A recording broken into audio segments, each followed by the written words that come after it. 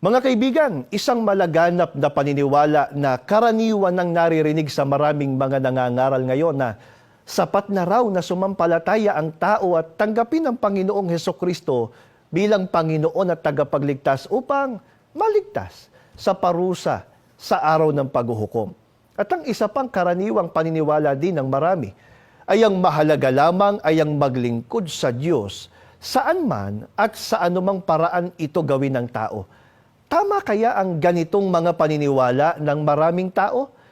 Samahan po ninyo kami at sama-sama nating alamin ang kasagutan sa mga katanungang yan sa pamamagitan po ng Biblia. Dito po sa programang Ang Iglesia ni Cristo.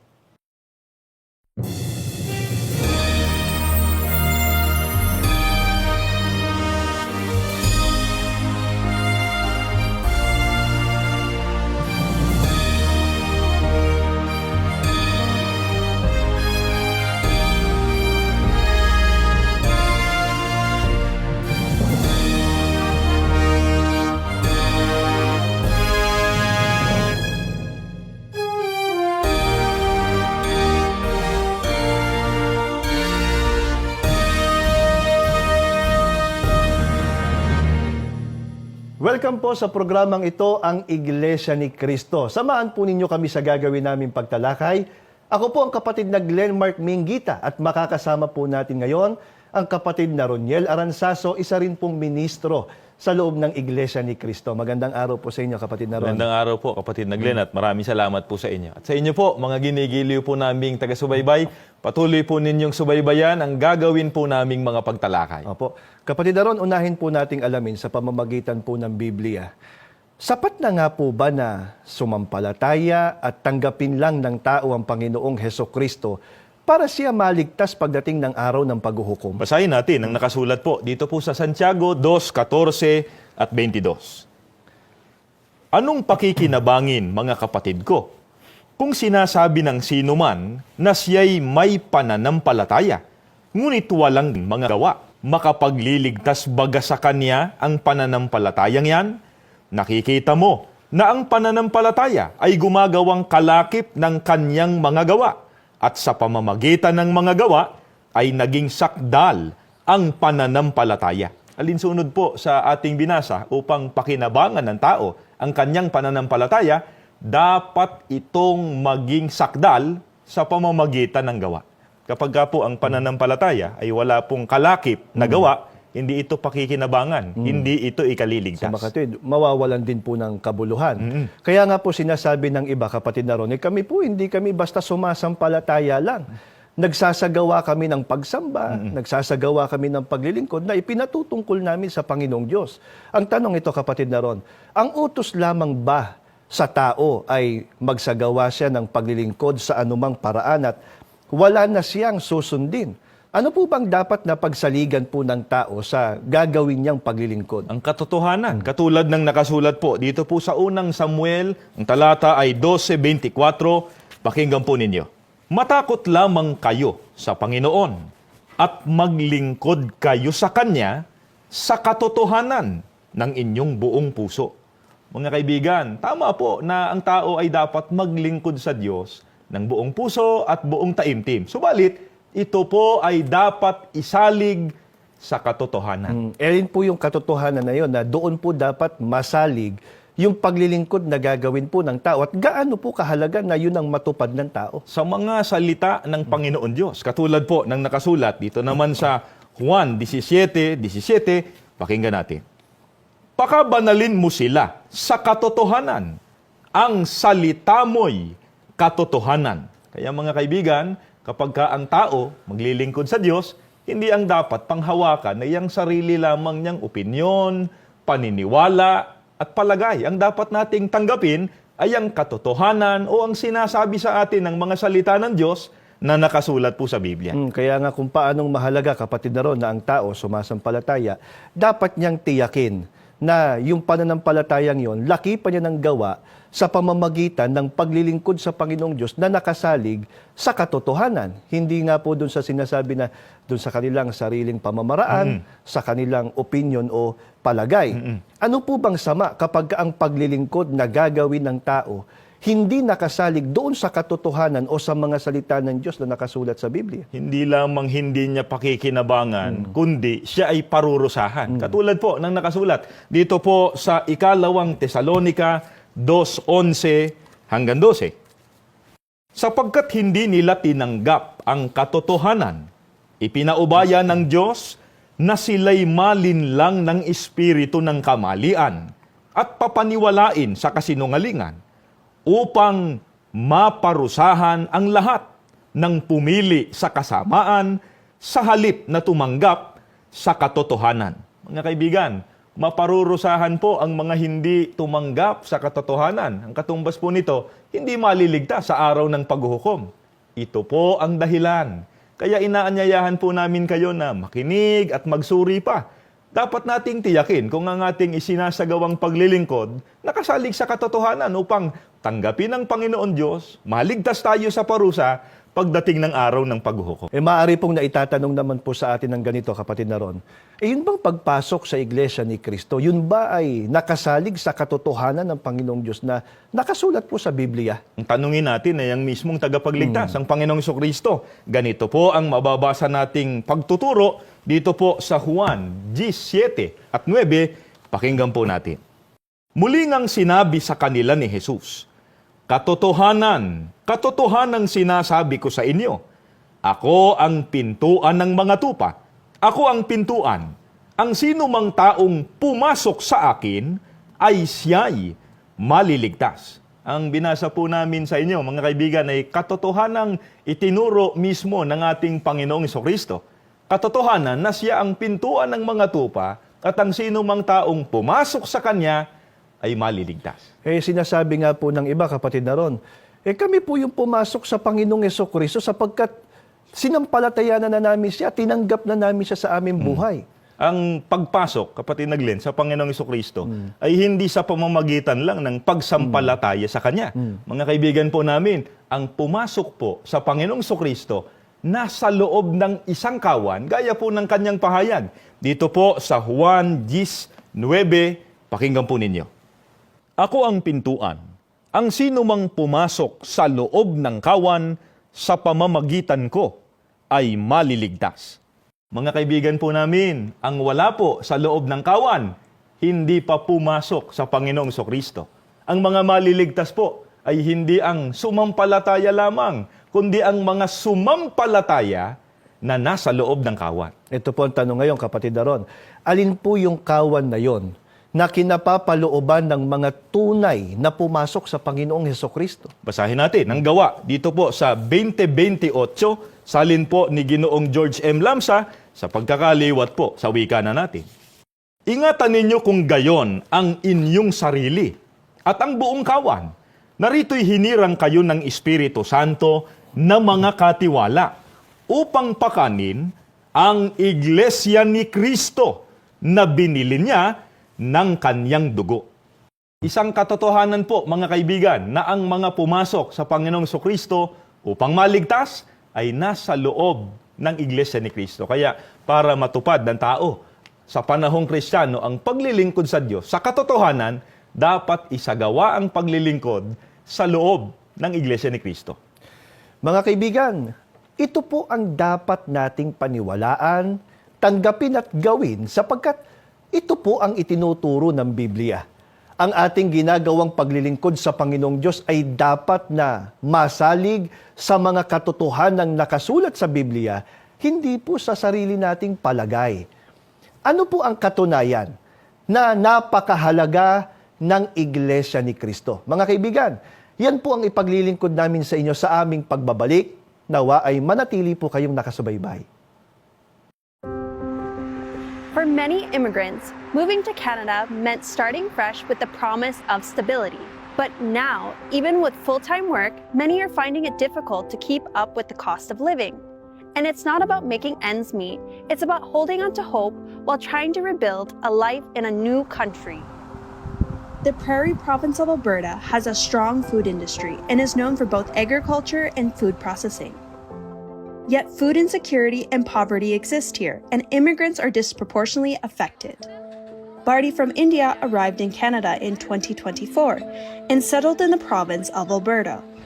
The transition period is always a hard period. Coming to Canada means starting again from the grassroots level. The prices are getting high, everything is getting expensive, it is not easy to find jobs. The housing prices, it's very hard. Life, it's full of hardships. As being a single parent, I have to tackle everything for my child and for my family back home and back here too. Barty's countrywoman, Reena, just moved to Canada this year. I have thought it was very easy for us. But when we arrived here, so it was totally different for us. There are lots of struggle. Till now, we are struggling. We didn't finding a house. Groceries are very expensive.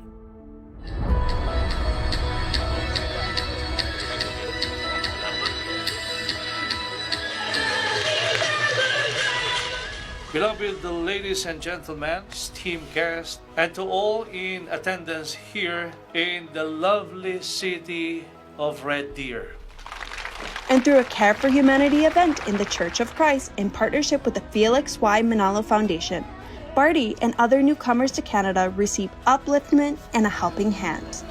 This was the first time I attended the Care for Humanity, and I'm very happy and I'm very glad to be a part of this event. It is very helpful. It is very helpful, like the food packages, even the clothes. It's a good for somebody who's in need of them, especially when the climate is changing. The warm clothes, we really need them. Care packages filled with essential grocery items will help temporarily alleviate the burden of this extra cost.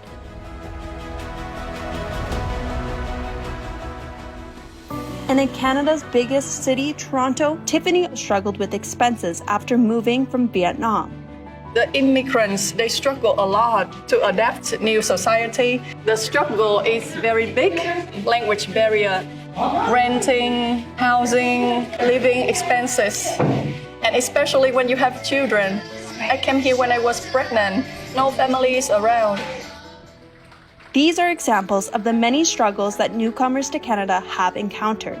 Diverse individuals from very different walks of life who were uplifted through acts of kindness and given hope to help rebuild their lives with dignity. My experience is amazing, This event helped me a lot. Sometimes the small action can still make a big difference. I just say thank you for you and thank you for God who permit me to be here today.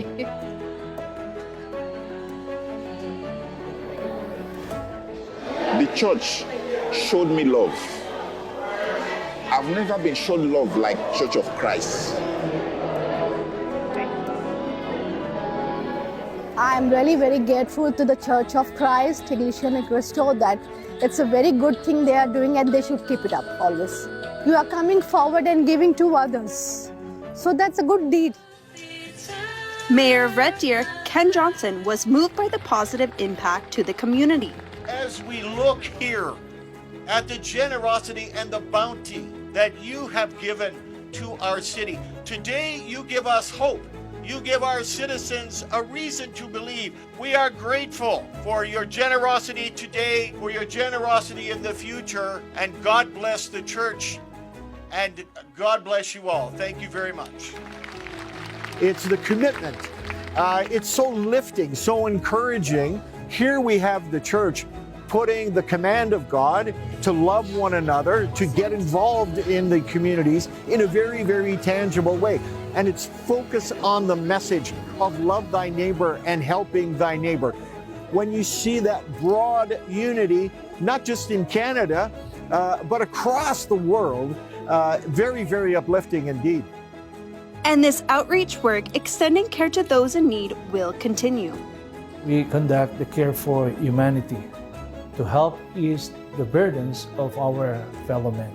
No matter the condition of the world, no matter the struggles, we as God's servants, we always serve God and unite with the church administration for us to attain salvation.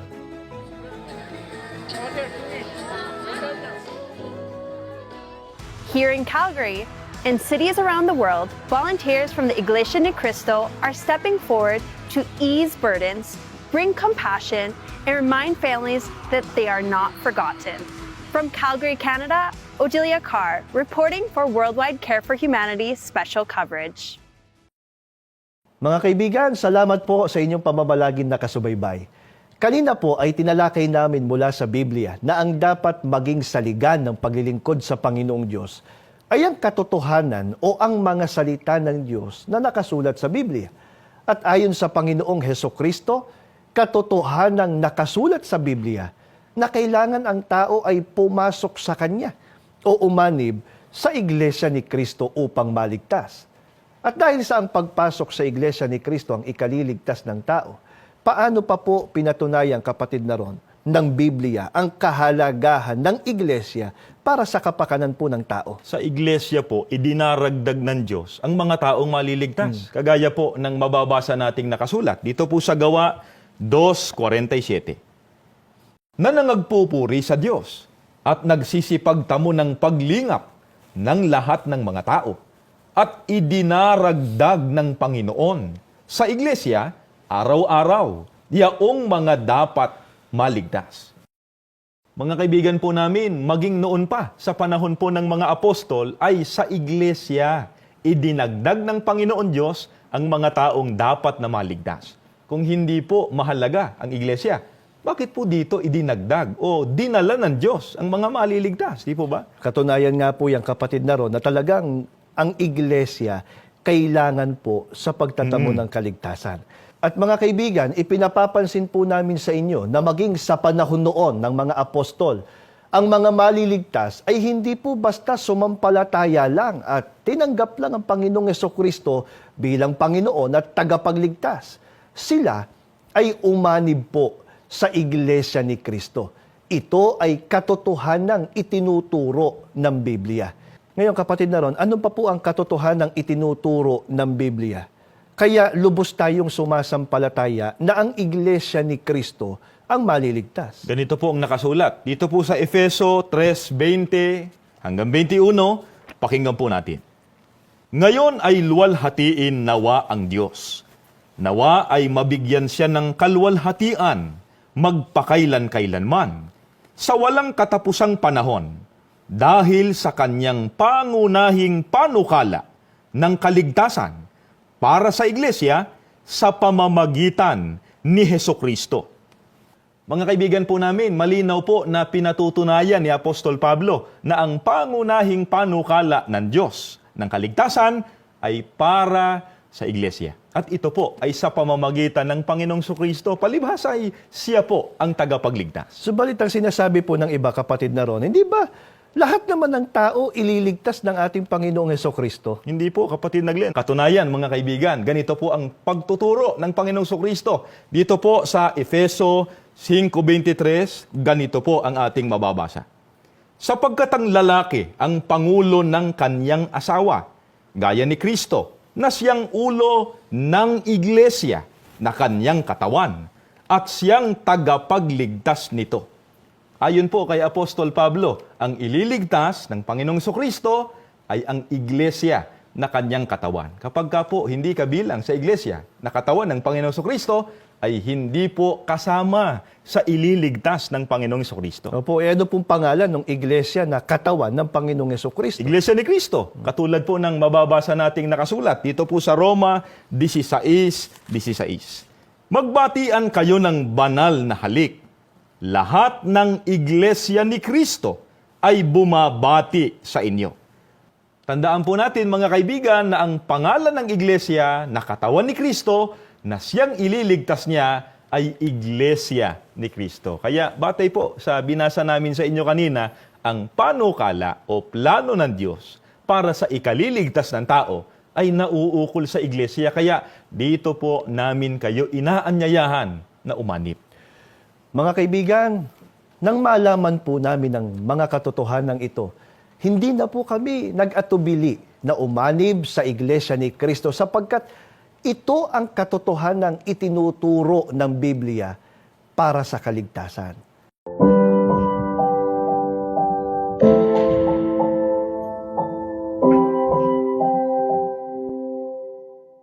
Simula po nung sinilang ako sa Methodist.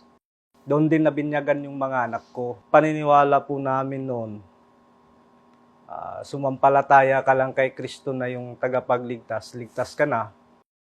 Relihiyon po, isa po itong malalim na definition. Faith po natin between you and yung sa ating Ama po, sa ating Diyos po. Ang religion noon, nung hindi pa po ako kaanib, kung ano po yung gusto ng magulang mo, kung ano po yung nasa paligid mo, doon ka na rin. Ako po ay isang Katoliko before. Bilang isang Katoliko po, marami po akong tanong with my religion, yung mga practices. Ni minsan hindi po sumagi sa isip ko na umanib o magiging iglesia ni Kristo. Wala po akong maapuhap na pananaw o negatibong pananaw patungkol po sa iglesia. Puro kabutihan po, magaganda po ang aking nalalaman patungkol sa iglesia.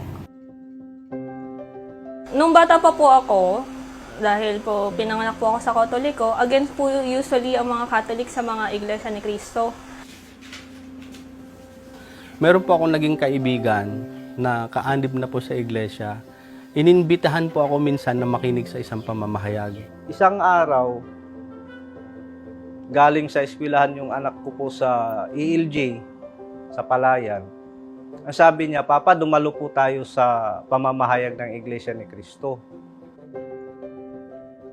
Ang paksa po ng kinukuha ng ministro noon na aral ay yung tungkol sa tunay na relihiyon.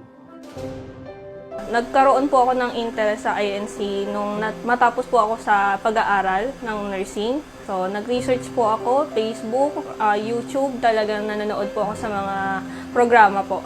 Sa iglesia po kasi hindi po sa kanila galing kung ano po yung tinuturo. Kumbaga hindi po sila pwedeng magturo na wala po sa loob, sa Biblia po. Kaya nasa Biblia po lahat yung tinuturo nila. Doon po ako nag-alinlangan, sabi ko, baka yung binabasa nung lalaki doon sa harapan, Biblia nila. Kasi ang tinatandaan po namin lagi noon, yung nakasulat po sa 1:3:16. For God so loved the world that He gave His only begotten Son, that whosoever believeth in Him should not perish, but have everlasting life. So hindi na kailangan ng Iglesia ni Cristo. Ayon po sa pag-aaral, sa mga teksto na po, ang mga maliligtas po ay yung mga nasa loob po ng kawan ni Kristo, ng iglesia po ni Kristo. Pag uwi namin ng bahay, binuklat ko po yung Biblia namin. Binasa ko po, ando naman po lahat. Nag-iyakan kami. Kasi po, kahit tagal po pala naming sumasamba sa hindi tunay na relihiyon, nasabi ko po na tunay ang Iglesia ni Cristo dahil po ang mga aral po nila ay nakabase po sa Biblia. Unlike po sa ibang religion, may mga religion po na gumagawa po ng sariling aral. Kapag po itinuro sa atin ang isang kabalintunaan o hindi po makatotohanan o hindi po galing sa Biblia yung aral, dadalhin po tayo nito sa isang kapahamakan. Sobrang saya po na nanaliwanagan ka po, wala na po yung emptiness mo. Kumbaga, tatayo ka na sasabihin mo sa sarili mo na isa ka na pong iglesia ni Kristo. At maluwag po sa aking pakiramdam at gusto ko po talaga o pinapanalangin ko po na lahat ng kamag-anak ko, ng pamilya ko, madala din po sila sa loob. Kaya nakapagdesisyon na po akong umanib talaga sa Iglesia ni Cristo kasi para sa akin po, sapat na po yung oras na ginugol ko para makapag-obserba, makapagmasid po sa loob po ng Iglesia.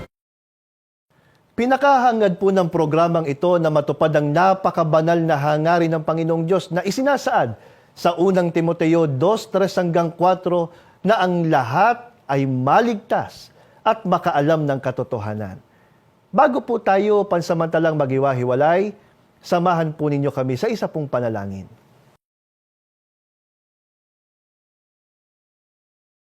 Panginoon po naming Diyos, salamat po ng napakarami sa iyo. Amen. Patuloy mo pong ginagamit na kasangkapan ng programang ito para maihatid po sa amin ang iyong mga salita. Mga salita mong nagsisilbing gabay po namin, hindi lang sa pang-araw-araw po naming pamumuhay, kundi higit sa lahat, para maisagawa namin ang tunay na paglilingkod sa iyo. Amen. Ikaw po ang tumatawag ng mga taong maglilingkod sa iyo. Nihiling po naming tawagin mo po sa loob ng Iglesia ni Cristo ang mga sumusubaybay sa amin ngayon na hindi pa namin kapatid sa loob ng Iglesia. Maisagawa naming sama-sama ang tunay na paglilingkod at pagsamba po sa iyo. At sama-sama po naming tanggapin ang kaligtasang ipinangako mo. Amen. Patuloy na basbasan ang kabuuan ng iyong banal na iglesia sa pangunguna po ng pamamahala sa pangalan ng Panginoong Hesukristo, dakila po naming tagapagligtas. Amen.